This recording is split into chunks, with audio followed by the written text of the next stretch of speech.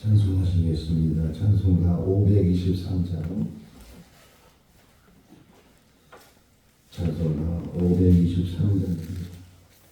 모든 죄악길에서 목자 없는 양같이 모든 사람 길 찾아 헤맨다. 자비하신 하나님 독생자를 보내서 너를 지금 부르니 나오라. 이때라 주의 긍휼 받을 때가 이때라.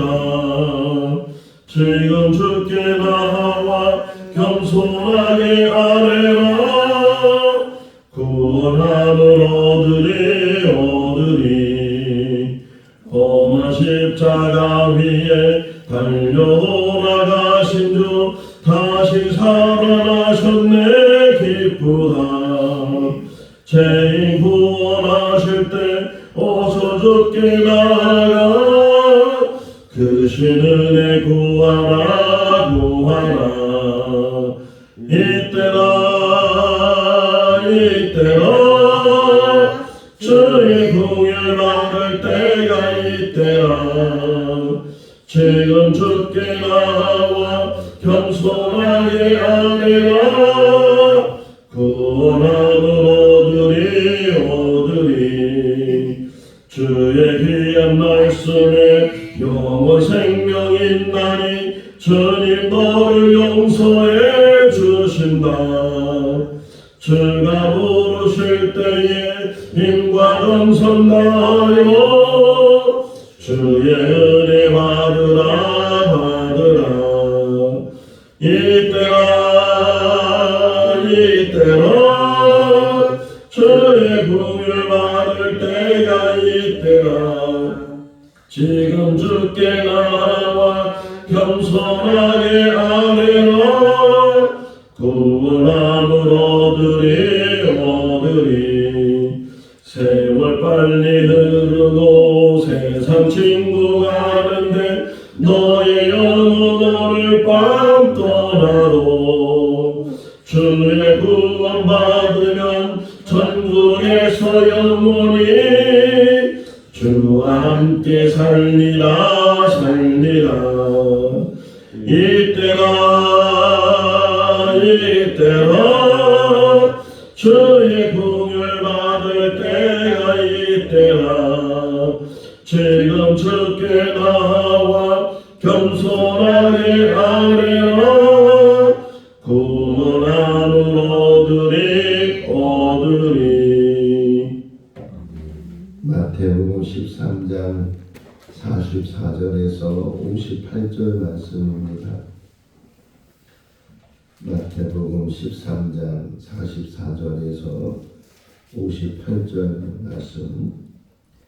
천국은 마치 밭에 감추인 보화와 같으니 사람이 이를 발견한 후 숨겨두고 기뻐하며 돌아가서 자기의 소유를 다 팔아 그 밭을 사느니라. 또 천국은 마치 좋은 진주를 구하는 장사와 같으니 극히 값진 진주 하나를 발견하며 가서 자기의 소유를 다 팔아 그 진주를 사느니라. 또 천국은 마치 바다에 치고 각종 물고기를 모으는 그물과 같으니 그물에 가득하며 물가로 끌어내고 앉아서 좋은 것은 그릇에 담고 못된 것은 내버리느니라. 세상 끝에도 이러하리라. 천사들이 와서 의인 중에서 악인을 갈라내어 풀무불에 던져 넣으리니 거기서 울며 이를 갈리라. 이 모든 것을 깨달았느냐 하시니 대답하되 그러하오이다.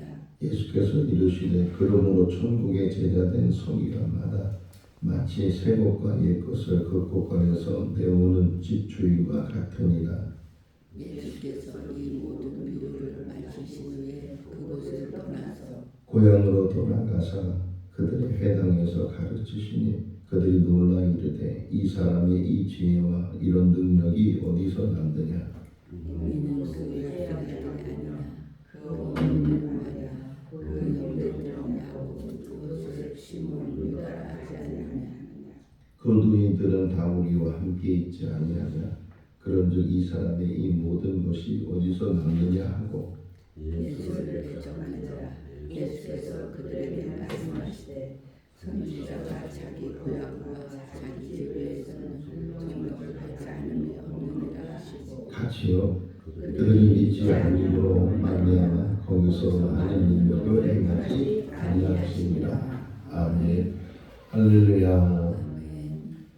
사람이 살다 보면 돈이 없을 때도 있고 또 돈이 있을 때도 있고 돈이 아주 많을 때도 있고 그런 삶을 살게 되는데 혹이나 돈이 없을 때는 하나 예를 들어서 사과를 살 때 좋은 사과를 사기보다는 많은 사과 같은 값이면 많이 주는 그런 사과를 사게 되고 돈이 조금 있으면 이제 맛있는 사과 뭐 많이 주는 것보다는 적게 해도 같은 값이지만 맛있는 사과 돈이 아주 많으면 사과 중에서도 제일 좋은 사과 그러니까 돈이 있고 그거에 따라서 뭘 살 때도 더 좋은 그러니까 어떤 면에서 인생은 만약에 그 여건이 되면 좋은 걸 찾아간다는 게 좋은 거 세상에 이런 일이라는 프로를 가끔 보게 되면 수집가들 이야기가 나와요. 뭔가 하나에 꽂혀가지고서 그 하나를 이제 계속 수집을 하는데 처음에는 그냥 뭐 여행 갔다가 어떻게 우연히 발견을 하거나 또 무슨 문제가 있을 때 그것을 이제 보면서 새 힘을 얻거나 뭐 어떤 이유가 있는데 그 하나가 자기의 인생에 있어서 어떤 삶의 전환점을 줬는데 그런데 거기에 이제 꽂히게 되니까 계속 그 종류 우리나라뿐만 아니라 세계를 돌아다니면서 그 비슷한 것들 똑같은 예를 들면 종이라고 해서 그냥 똑같은 종이 아니고 모양도 다르고 재료도 다르고 다 그렇게 다른 것들을 이제 수집을 하게 되는데 공통점을 보니까 수집하면 수집할수록 더 좋은 것, 더 좋은 것, 더 색다른 것, 남이 갖지 않은 것 이거를 계속 이제 추구하는 그런 모습들을 보게 돼요. 인생은 뭔가를 이제 소유하고자 하는데 그 자기의 어떤 형편과 처지에 따라서 이제 소유를 하게 되잖아요. 과하게 되면 소유하실 뿐만 아니라 혹이나 소유한다고 해도 정당한 방법으로 소유하지 않는 거잖아요. 훔치거나 뭐 이런 일을 통해서 그것을 소유하게 되는데 그런데 마태복음 19장을 보면 또 누가복음 10장을 보면 두 사람의 이야기 속에서 두 사람이 다 소유 이 마태복음 19장에서는 부자가 예수님을 찾아오고 누가복음 10장에서는 율법학자가 예수님을 찾아와서 똑같이 구해요. 구하는 것 똑같아. 그러니까 이 부자가 예수님 찾아와서 어떻게 하면 영생을 얻을 수 있습니까? 그러니까 돈이 많은데 그래서 많은 것들을 자기가 가질 수 있었는데 그런데 갖고 가져도 아무리 가져도 만족함이 없었고 추구하는 것이 어떻게 하면 영생을 얻을 수 있는가? 또 율법학자도 많은 지식을 공부하고 성경에 대해서 평생을 공부하고 그랬는데 그렇게 많은 공부를 하면서 궁극적으로 추구하는 게 영생이었다는 거예요. 그런데 이 부자는 자기가 소유하는 것이 너무 많아서 예수님의 말씀을 따라 순종하지 못했다 하는 것이고 또 율법학자 이야기 속에서도 선한 사마리아 이야기 거기서 나오거든요.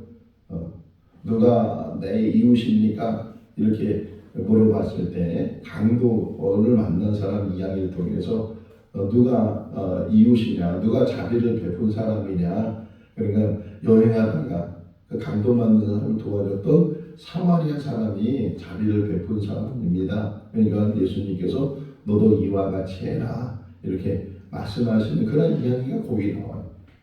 그러니까 그 추구하는 것들이 궁극적으로 마지막 가장 추구하는 게 뭐냐? 영원히 사는 것.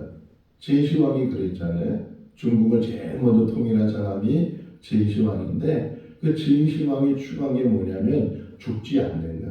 그 불로초를 어떻게든 구해와서 그거를 먹어서 죽지 않기를 소망했던 사람이 제시왕이에요. 그러니까 마지막 추구하는 게 뭐냐? 영원히 사는 길이 어디 있는가? 또 영원히 살 수 있는 장소가 어디 있는가? 이거를 추구하게 되는데 예수님께서는 그걸 아주 분명하게 말씀을 해주시는 거예요. 그러니까 마태복음 13장 선이 천국장이라고 하잖아요. 천국의 의미가 뭐예요?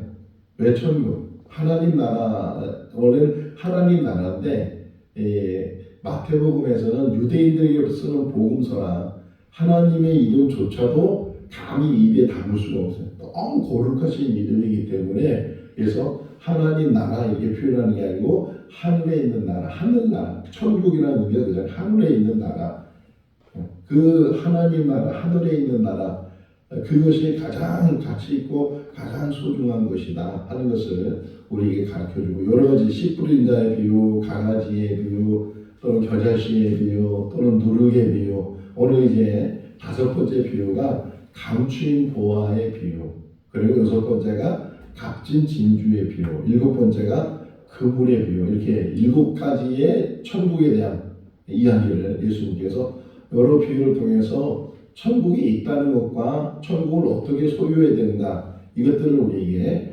가르쳐주고 있는데 이 5번째 이 비유 속에서 윤리적인 이야기는 아니에요.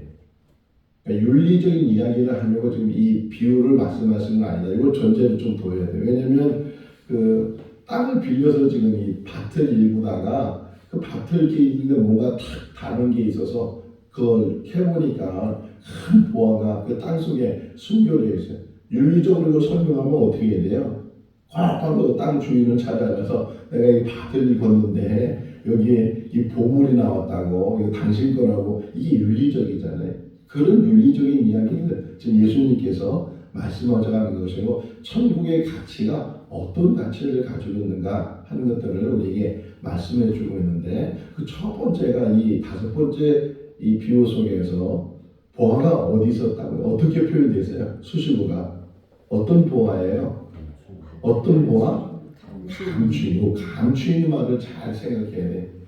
그냥 눈으로 봐서는 보여지지 않는다는 게 땅에 불쑥 튀어나와서 이 보화가 나 여기 있습니다. 나를 가지십시오. 이렇게 튀어나오는 것이 아니고 감춰져 있다는 게 어디 숨겨져 있는 것이 어디인지 모르고 있는지 없는지도 모를 정도로 지금 천국이 있냐고 물어보면 세상 사람들은 죽음 와야 알지 이렇게 말하잖아요. 어디 있는지 알지도 못하는 또 우리 믿는 사람들 중에서도 죽음 와야 알지 어디 있는지 모른다고 하는 사람도 혹 있을 수 있는데 우선 첫 번째는 감추어져 있다. 이 말에 잘 유념을 해야 돼. 이 감추어져 있다는 것은 보이지 않는다는 거예요. 그러니까 세상의 눈을 가지고 보이지 않고 또 역설적인데 이 재물로는 보이잖아요. 돈이 많으면 많을수록 오히려 천국이 안 보여요.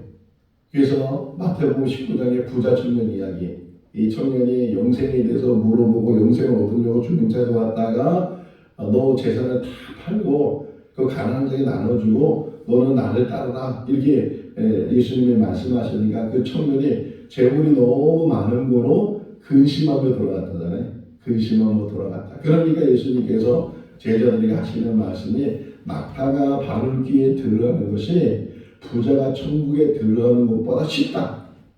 아니 어떻게 낙타가 바늘귀에 들어가겠어요? 제가 며칠 전에 뭐 꼬매려고 바늘에다 이제 눈도 침침하다가 구멍 실이 안 꼽아져서 그랬는데 그 실 하나도 그 바늘귀에 끼려고 그러면 제대로 끼기가 어려운데 그 등치 큰 낙타가 어떻게 그 바늘귀에 들어가겠어요? 예수님의 비유에도 너무 불가능한 것까지 비교한 것 같은데 그런데 그거가 오히려 부자가 천국에 들어가는 것보다 낫다 할 정도니까 부자가 천국에 들어가서 더 어렵다는 이유잖아요. 그러면서 또 하나 붙여줘요 예수님이. 그러나 하나님은 하실 수 있느니라. 그러니까 부자라고 해서 천국 못 가는 게 아니라는 얘기예요. 부자라고 해서. 다만 부자가 왜 천국에 못 가느냐? 돈이 많으면 천국이 안 보여요. 돈이 많으면 세상적인 거 다 보이고 세상에 좋은 거 보이고 그런 것만 보이다 보니까 천국에 대해서는 전혀 관심이 없어요. 아니 이거 지금 좋은 것 같기도 지금 시간이 없는데 이거 누리기도 시간이 없는데 그러니까 돈을 오히려 다 잃어버릴 때 돈을 다 잃었을 때 또 하나는 육신이 건강하면 천국이 안 가요. 내 건강을 전도하다 보면 그러잖아요. 내가 하나님을 믿느니 내 주먹을 믿는다. 내 건강을 믿는다. 이건 물론 건강해야 돼. 근데 그 건강 때문에 하나님은 반대로 돈을 다 잃어버리고 망했어.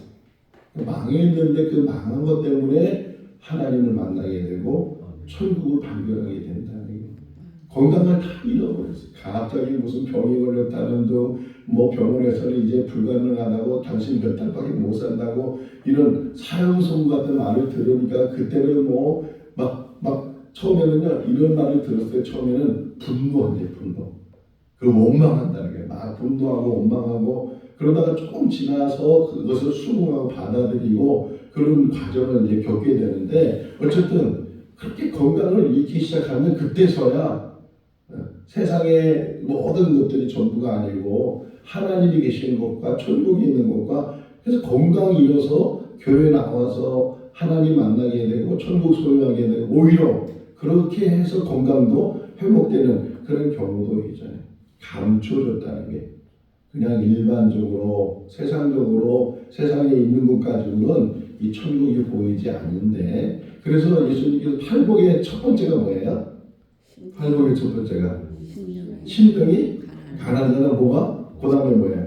그들에게 천국이 심령이 가난한 사람은 그들에게 천국이 그들의 것이다. 이렇게 예수님께서 말씀하고 있는 것처럼 물론 심령에게 마음이 가난한 사람 이렇게 표현되어 있지만 또 누가복음에서는 그냥 아예 가난한 사람은 복이 있다. 그들에게 천국이 그들의 것이 될 것이다. 이렇게 말씀도 하시니까 어떤 면에서는 세상에서는 보지 못하는 것을 가난 때문에 또는 질병 때문에 사업이 망하고 이런 모든 것들이 망하는 것 때문에 오히려 그 감춰뒀던 것, 찾아보지 못했던 것 그런 것들이 이제 발견되고 찾게 되고 그렇게 된다는 거예요. 자, 이 사람이 만약에 자기 땅이 있었으면 이렇게 부활을 못 찾았을 텐데 땅이 없으니까 땅을 빌려서 그래서 그 땅에 일구다가 거기 보물을 요거 아주 있잖아요. 자기 재산을 다 팔아서 뭐를 산 거예요 실제로? 밭을 산 거예요. 밭을 샀어요. 보물을 산 게 아니고 그 밭을 사서 그 밭 안에 있는 보물을 자기 것으로 만드는 거니까 이 사람이 자기 게 없는 거예요. 자기 게 없는데 어떻게 이렇게 감춘 보화를 발견을 하게 되니까 그러고 나니까 이 보물 가지고 도담이 중요한 거예요.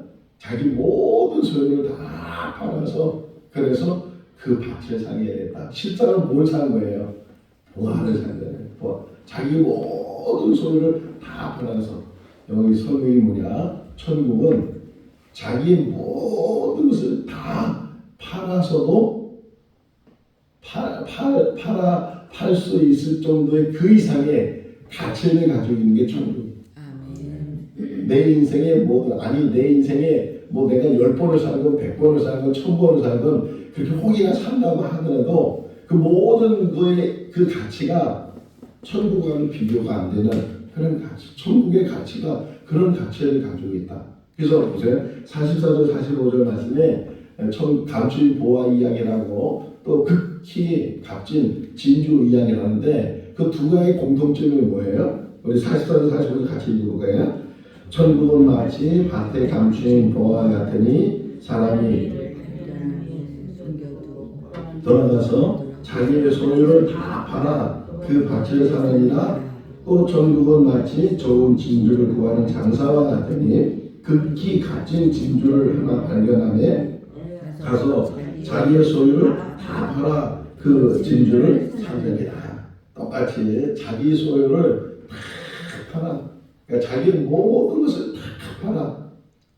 몇 년 전에 서울에 있는 아파트가 계속 가격이 올라가고 막 그러니까 이제 젊은 청년들이 그 아파트 하나 장만하려고 그래가지고서 뭐 돈을 큰 많은 영끌이라고 영끌 영혼을 팔아서라도 그 아파트 하나 장만하겠다고 막 그런 일들이 소동이 일어난 적이 있는데 이렇게 뭔가 정말 그것이 자기에게 행복을 주고 그것이 자기에게 기쁨을 주고 자기 미래를 보장한다면 자기 영혼도 판다는 거예요.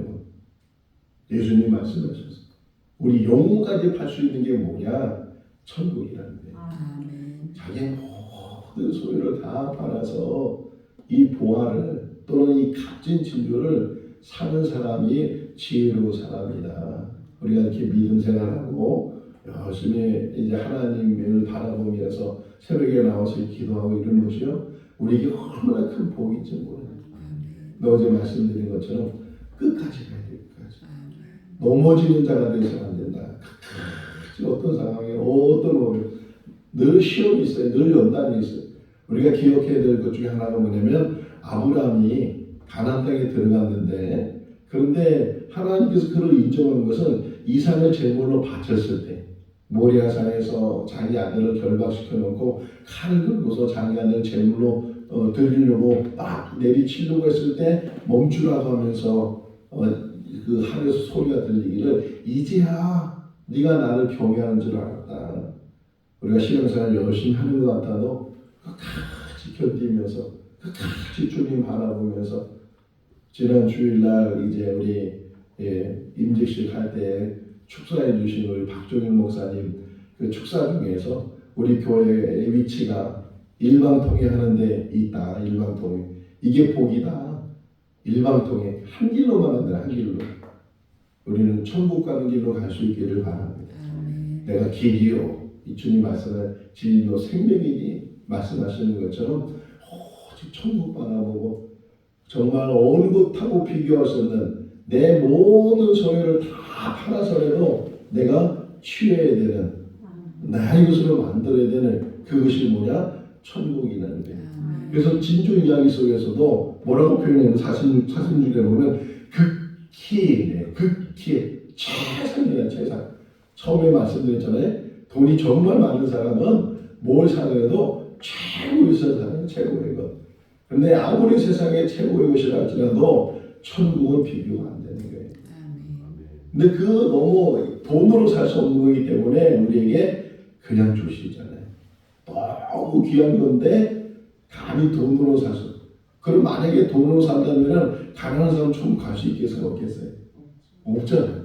그런데 하나님께서는 값없이 주시나요? 값. 이게 요한계시록 20장에도 나와요.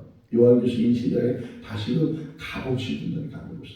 오직 믿음으로 그것을 구할 수 있는 것이고 믿음으로 갈 수 있는 나라가 하나님 나라인데, 근데 중요한 게 뭐냐? 자기의 모든 것을 다 그 천국을 위해 살아도 그것은 가치 있는 삶이라는 거예요. 사람이 한 번 살잖아요. 근데 사람의 마음은 이것도 하고 싶고 저것도 하고 싶고 뭐 여기도 있고, 그게 사람의 마음이잖아요. 근데 하나를 택해야 된단 말이에요. 그 하나를 택하는 것이 우리가 믿음이에요. 이 믿음의 삶을 살아가면서 남들은 놀러 가기도 하고 남들은 뭐 하기도 하고 다 그런데 우리는 오히려 새벽마다 나와서 기도하고 말씀 보고 또 전도하려고 애를 쓰고 이런 모든 것들, 내 인생의 가치가 천국 안에 있으니까 그런 가치 속에 살게 된다. 마지막 7번째 그 그물의 비유는 뭐냐? 그물을 이렇게 치고 물고기를 잡다 보면 그 그물 안에 뭐 좋은 물고기도 있고 나쁜 물고기도 있고 큰 물고기도 있고 작은 물고기도 있고, 그렇게 물고기가 있으면 좀 가끔 고기 잡는 것도 나오죠. TV에 고기 잡는 거 나오면 그물로 이렇게 올려가지고서, 근데 선별을 하더라고요. 선별을 해서 예를 들면 대게를 잡는 거 봐도 대게를 이렇게 잡잖아요. 대게 잡는 철이 있어요. 아무 때나 잡으면 안 돼요. 금기하는 때가 있는데 그때 잡으면 큰일 나고, 또 잡는 때가 돼도 그 대기가라는 것이 다 잡는 것이 아니고 어느 정도 크기가 있어요. 작은 건 버려야 돼.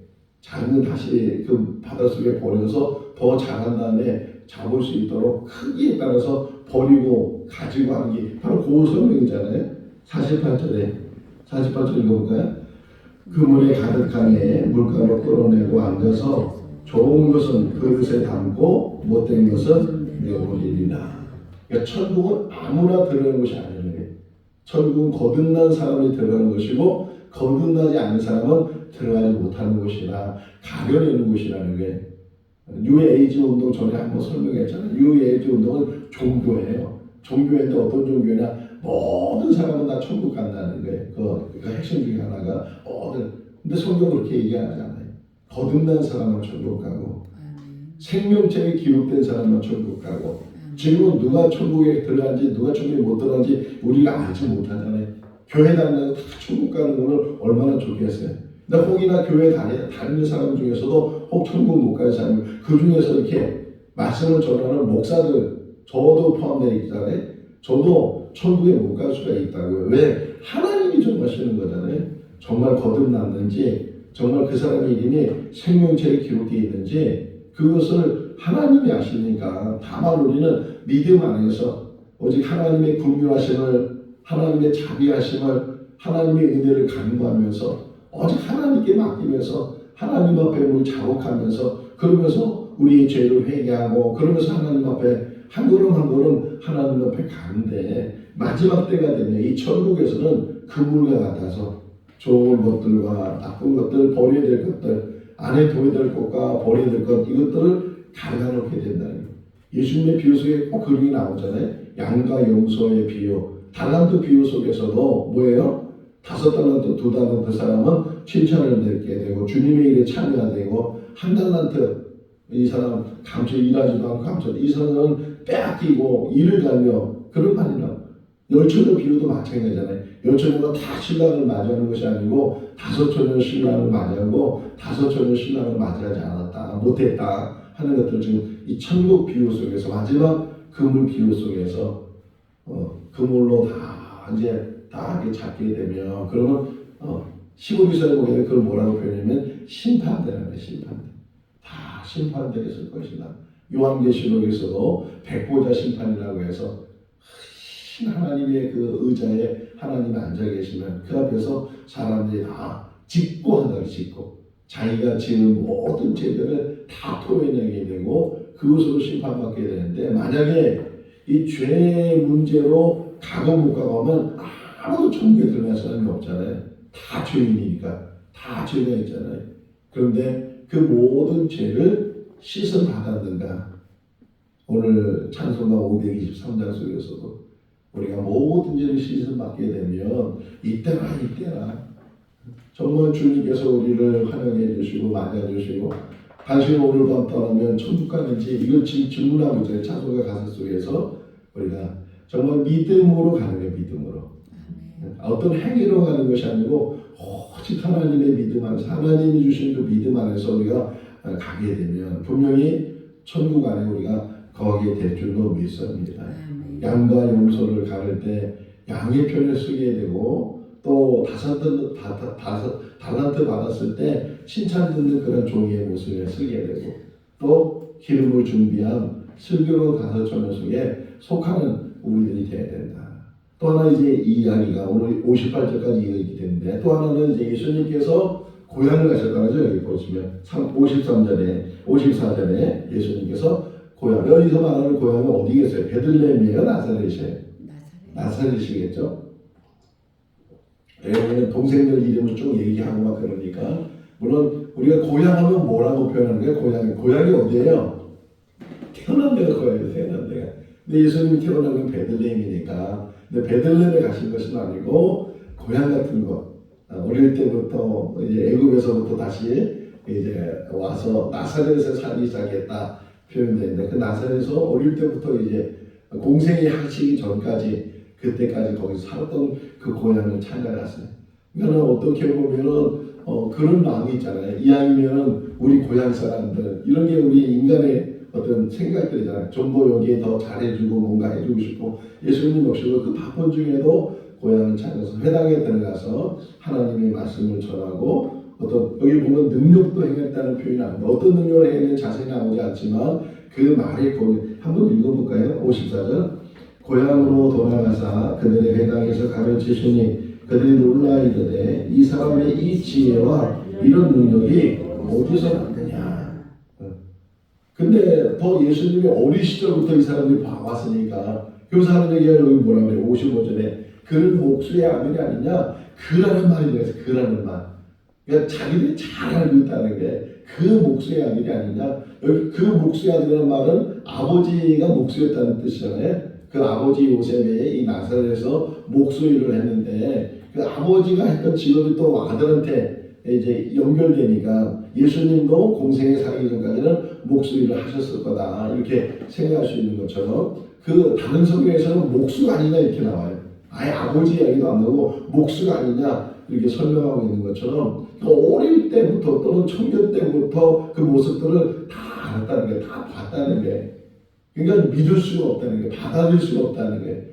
동생들도 마찬가지예요. 동생들도 나중에 예수님이 십자가에 죽으시고 부활하신 다음에 동생들이 이제 구주를 영접을 하면서 야고보서가 동생이에요. 유다서가 동생 유다고, 여기 나누자는 이름이 야고보, 요셉, 시몬, 유다 이렇게 이름이 나오는데, 여기 나오는 이 야고보가 바로 유다서 쓴 사람이고, 야고보서 쓴 사람이고, 유다가 유다서 쓴 사람, 동생들이 썼단 말이에요. 그러니까 나중에 이제 믿었는데, 그거 지금 이렇게 막 공생의 삶을 살 때는 믿지도 않고 따라오지도 않고 그랬던 가족들이란 말이에요. 어쨌든 지금 나사렛에 가서 예수님께서 말씀을 전하시고, 또 혹이나 필요한 사람들, 병을 고쳐야 되거나 문제를 해결해야 되거나 이런 사람들에서 도움을 주시려고 가셨는데, 그 사람들이 예수님을 그러니까 능력이 있는 것은 인정을 했는데, 그럼에도 불구하고 예수님을 어릴 때부터 봐오기 때문에, 그러니까 이걸 뭐라 그래요?